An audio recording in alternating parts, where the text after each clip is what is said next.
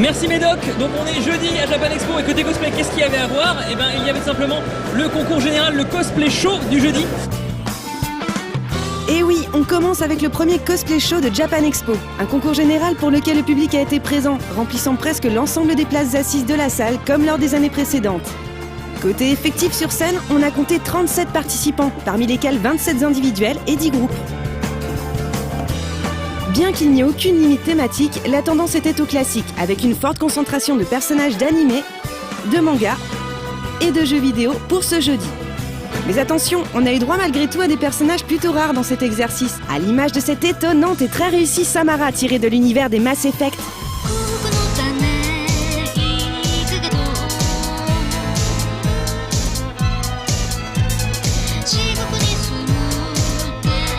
Ou encore à ce groupe League of Legends, composé là aussi de personnages pas très souvent représentés.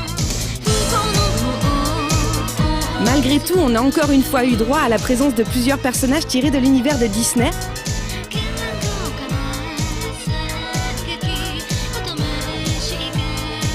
de séries télé, ou de comics et de films d'animation.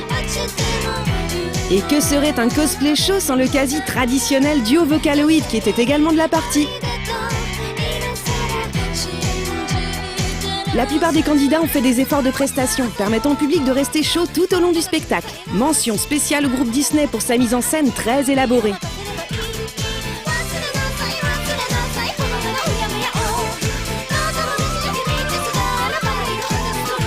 Ainsi qu'au duo de Chevaliers du Zodiaque, qui a su provoquer l'hilarité de la salle en reprenant un extrait de la série abrégée très populaire sur le net.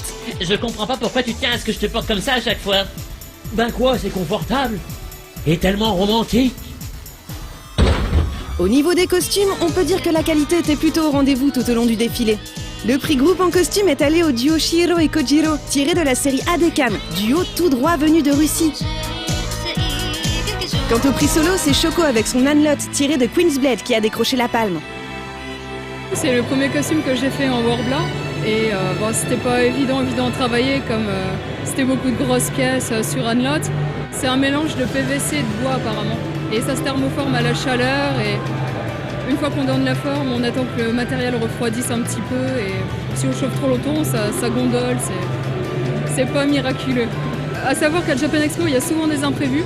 Comme c'est la première fois que je travaille avec le Warbler et que ça glissait sur moi, quand je suis arrivée sur scène, j'arrêtais pas de perdre mes jambières, donc du coup j'ai dû improviser une presta, pas du tout prévu, juste avant de passer sur scène, je me suis dit bon bah tant pis, on s'amuse, on fait n'importe quoi, marrant quoi. En parlant d'imprévu, il y a des costumes maudits à Japan Expo, je sais pas si vous vous souvenez, l'année dernière pendant notre sélection ECG, il y avait Jérôme qui avait perdu sa perruque de Frey, eh ben il a récidivé, il a lâché l'épée dans le public.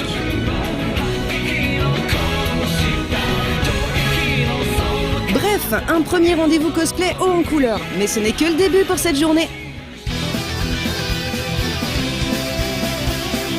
Alors le jeudi niveau cosplay, qu'est-ce qui se passe? Il se passe plein de choses. Mais on est là pour voir du cosplay. Et un endroit pour voir du cosplay sûr, que ce soit le jeudi, le vendredi, le samedi ou le dimanche, c'est la scène 100%.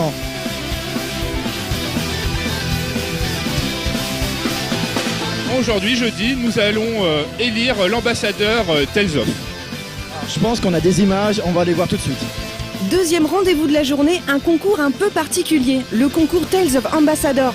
Organisé en partenariat avec Tales of Xillia, sponsor de l'ECG cette année, ce concours était là pour déterminer un ambassadeur capable de représenter la licence lors de plusieurs sélections ECG.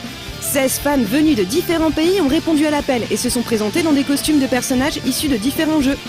Les candidats ont dû effectuer une courte prestation devant un jury. Ce dernier était composé de 3 cosplayers francophones et de représentants de la série des Tales of, dont Hideo Baba, producteur de Tales of Xillia et grand fan de cosplay. Petite spécificité, il ne recherchait pas seulement un bon cosplayer, mais surtout un fan de la série. Les participants se sont donc vus poser une série de questions en anglais, étape déterminante pour le choix final. Et c'est une cosplayeuse allemande qui a finalement reçu le titre d'ambassadeur. I hope I can really tell a lot of people greatness of Tales of Xillia and spread the word around Europe. There are big conventions in Germany as well, but because this con here is the biggest in Europe, I wanted to come for years already, but I never found the chance or couldn't make it for different reasons. And then when this was announced, me and my friends were going, oh, okay, this year we have to go. The experience is also very important. I mean, I met all the other participants behind the stage, and it's like you can talk to them as if you're from the same country because you have the same interests, and it's really easy to relate to, and I feel like I've known them for a really long time. En plus d'avoir reçu une aide financière pour réaliser son prochain costume, elle va avoir la chance de représenter la licence Tales of Xillia lors des sélections au CG en Allemagne, en Italie, en Espagne, en Angleterre et bien sûr lors de la finale française. On lui souhaite de bien profiter de cette opportunité unique.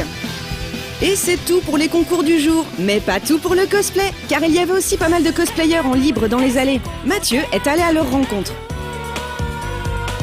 Alors là, nous sommes devant un groupe Batman. Alors présente-toi, tu es donc quoi? Quel est ton nom de cosplayer? Mon nom de cosplayer c'est Jack Raiden. Et donc t'as fait tout ton costume toi-même?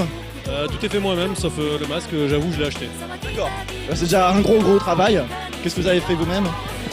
On a fait les costumes, on fait la combi, tout. Non, ouais. La combi, c'est déjà un travail assez énorme. J'ai été juste un tout petit peu déçu au début parce qu'il y avait très peu de cosplayers. Le niveau s'est relevé un petit peu au fur et à mesure que la journée passait.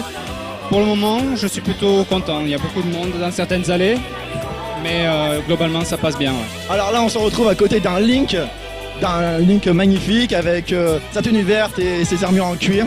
J'ai tout fait tout seul depuis le mois de janvier. Et je l'ai fini à la dernière minute, enfin l'épée quoi, mais ça s'est bien passé. Alors nous avons vu du manga, du jeu vidéo et parfois on voit aussi de la série télé.